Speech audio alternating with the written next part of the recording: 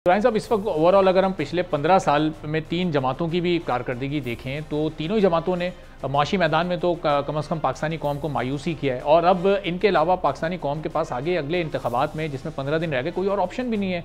Alternate option तो इस वक्त मौजूद ही नहीं है। तो इन्हीं को अपनी इंटेंशन या अपनी विल को, अपनी नीयत को ठीक करना पड़ेगा, तब्दील करना पड़ेगा, वरना फिर पाकिस्तान के जो बुनियादी मसाइल हैं उनका हल तो पिछले 15 साल में भी नहीं निकला है, जबकि हर एक असम्बली ने अपनी मुद्दत पूरी की है। देखिए, मैं तो ये आपने बड़ा पिन डाउन किया है सारी सिचुएशन को।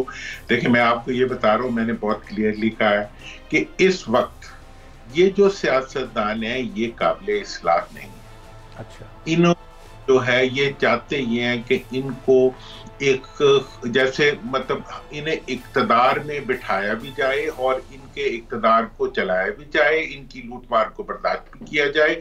और उसके बाद क्योंकि ये जमहूरियत के ठेकेदार हैं, क्योंकि इन्होंने हमेशा जमहूरियत के जरिए माल बनाया है, उस माल की ताकत से ये अंगूठा लगा के पाकिस्तान के अवाम की गर्दनों पे अपने आप को नाफिज करना चाहते हैं। हाँ, आपकी बात ठीक है कि इस वक्त जो ऑप्शंस है उसमें से दो तो अब तो रेफरेंडम ही रह गया ना, बाकी तो उन्होंने बाकी लोगों को तो सारों को इंडिपेंडेंट कर दिया और वो चाहते हैं कि उन्हीं में से किसी एक को मुंतखब कर लिया जाए। अब इसका इलाज जो है, मेरा ख्याल ये है कि पिछले जो 18-14 साल का वक्त गुजरा है उसके अंदर जो हमने सीखा है वो ये है कि रिसेंट पास्ट में जो एक इनिशिएटिव लिया गया है जिसका तहफ़्फ़ुज़ जो है वो मुल्की इदारे और मुल्की आवाम कर रहे हैं, वो है, मैंने फिर वही बात कहूँगा कि SIFC का इनिशिएटिव जो है उसमें उठाए गए इक़दामात जो हैं उनको सारी पार्टियों को मैंने पहले भी नेशनल यूनिटी गवर्नमेंट की बात की थी, मैंने मुल्क के अंदर तमाम सियासी पार्टियों का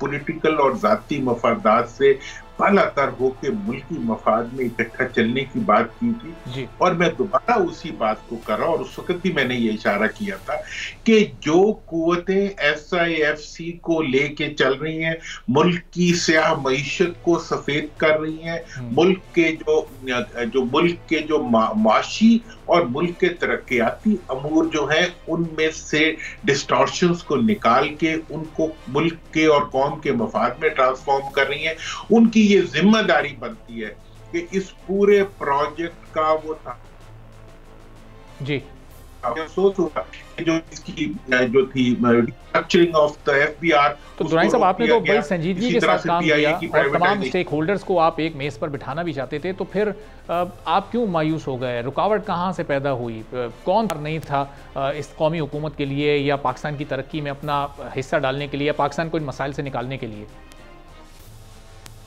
देखिए, आप लोग तो इसको और तरफ ले जाते हैं, एस्टैब्लिशमेंट की तरफ ले जाते हैं, इधर ले जाते हैं, उधर ले जाते हैं। मैं लेकिन इस मामले में एक प्योर पॉलिटिकल माइंड रखने वाला पॉलिटिकल आदमी हूँ।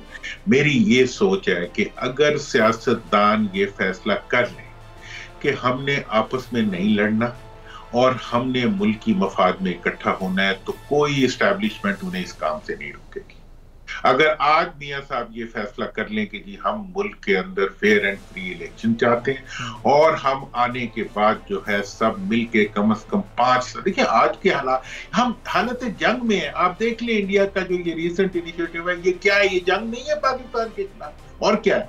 मैं यही बात बार बार कह रहा हूं। और मुझे कहते हैं कि आपकी हैसियत क्या है? आपकी भाई, मैं अपनी हैसियत जानता हूं कि मैं आम आदमी हूं, और आम आदमी की हैसियत जो है इस मुल्क में वही है जो तुम मुझे बताना चाहते हो। मुझे कुछ ना बताओ, अपनी औकात देखो, अपने अमाल देखो, अपना माजी का किरदार देखो, अपनी माजी की परफॉर्मेंस देखो, अपने हाल के लिए मंशूर देखो। तुम्हारे पास आज का कुछ नहीं है, सब कुछ माजी का है, और माजी का भी झूठ और धोखा और फरेब के अलावा तुम्हारे पास कुछ नहीं है। तुम 4 साल पहले की कामयाबियों को गिनाते हो, 4 साल पहले भी मुल्क का वही हाल था जो 4 साल बाद है। और आज जो थोड़ी बहुत इस्लाह हो रही है वो इसलिए हो रही है कि चीजों को स्ट्रक्चर करने की कोशिश की जा रही है, चीजों को एक डिसिप्लिन में लाने की कोशिश की जा रही है। और मैं ये समझता हूं कि अगर सियासतदानों पर अवाम का दबाव बढ़ता जाएगा, अभी बहुत बढ़ चुका है दबाव, और मतलब ये समझते हैं कि जी हम पुलिस के जरिए और इंतजामिया के जरिए जो है पूरी अवाम की राय को जो है वो अपनी मर्जी पे ले आएंगे और सब कुछ हमारी मर्जी से हो जाएगा। मुझे इसमें शक है। अवाम जो है वो इस वक्त इन लीडरशिप की शक्लों से उनका और ये जो आपस में नूरा कुश्तियां करते हैं एक दूसरे के खिलाफ, ये सब एक है अंदर से। अच्छा। इनका एजेंडा है कि आप देख लेंगे। तो दुरानी साहब ये कह रहे हैं कि जिस इस्लाह की अभी एक शुरुआत हुई है, तो ये 8 फरवरी के बाद तो फिर यही चेहरे मुख्तलिफ हमें पोजीशंस पर बैठे हुए नज़र आएंगे और यही फिर इस निज़ाम को रन करेंगे। तो ये फिर ये जो अभी शुरुआत हुई है इस्लाह की, हमें तो बड़े पैमाने पर इस्लाहात की ज़रूरत है। ये सिलसिला चलता रहेगा, आगे ये इस्लाहात होती रहेंगी, निज़ाम में कोई बेहतरी की उम्मीद है, या फिर हमें इन्हीं पर रिलाय करना पड़ेगा, अगले 5 साल भी इसी तरह रोते धोते गुजर जाएंगे? देखिए जी, मैं समझता हूं कि अगर इन पे रिलाय किया तो फिर तो ना सिस्टम चलेगा और ना मुल्क चलेगा। आपको इस सूरत हाल में जो अब जिन इंतखाबात की तरफ हम जा रहे हैं, इन इंतखाबात के अंदर हुकूमत बनाने वालों को ये जो अगर ये लोग हुकूमत बनाते हैं जो अपने आप को अगली हुकूमत साबित करें, तो इसका मतलब है कि उनकी हुकूमत जो है वो फेयर एंड फ्री तो होगी नहीं, वो तो रेफरेंडम के जरिए बनेगी, इलेक्शन कमीशन के ताउन से और इंतजामिया के ताउन से। इसलिए उनको उनकी लिमिट्स में रखना बहुत जरूरी होगा। और वो पीडीएम की एक नई शक्ल होगी, पीडीएम की शक्ल ही होगी। देखें जी, अभी वो कह रहे हैं जी ज़रदारी साहब, मैं कल बता रहा था, मैंने कहा ज़रदारी साहब को फोटो आप सदर के उसमें फिट कर दें फ्रेम में, और मियां साहब की फोटो आप फिट कर दें वजीर आजम के फ्रेम में। आप दुनिया को ये फ्रेम जाके दिखाएं तो दुनिया में क्या। लेकिन दुरानी साहब, इस वक्त जो बिलावल साहब जो लैंग्वेज इस्तेमाल कर रहे हैं, जिस तरह से वो इलेक्शन कैंपेन कर रहे हैं, तो ऐसा बज़ाहिर तो नहीं लग रहा कि ये इंतखाबात के बाद एक साथ बैठेंगे या ये तलखी खत्म हो सकेगी। वो तो बड़ा स्ट्रेट फॉरवर्डली नवाज शरीफ को हिट कर रहे हैं।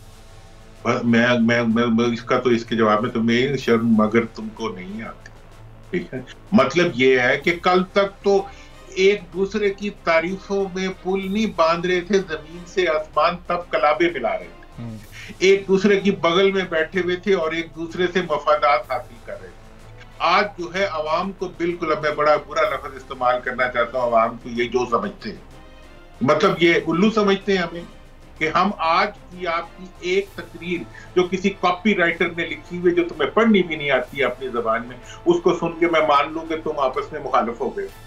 और मैं आज बता रहा हूं कि सदर ये ज़रदारी साहब को बनाएंगे और वजीर आजम नवाज शरीफ साहब को बनाएंगे, और अगर ये हो गया तो उसके बाद का क्या हाल होगा वो आप सुनो, लोग कहेंगे 10 to 100। अच्छा, और दुरानी साहब, मैं इस पर भी थोड़ी सी आपकी राय चाह रहा हूँ कि आप चूंकि मियां नवाज शरीफ को प्राइम मिनिस्टरशिप का कैंडिडेट कह रहे हैं नून लीग की तरफ से, लेकिन कुछ हल्कों से ऐसी भी खबरें आ रही हैं कि मरियम नवाज साहिबा के नाम से मुताल्लिक भी गौर किया जा रहा है और एक राय पाई जाती है, और इस पर एक सॉफ्ट कॉर्नर भी मियां नवाज शरीफ साहब का है।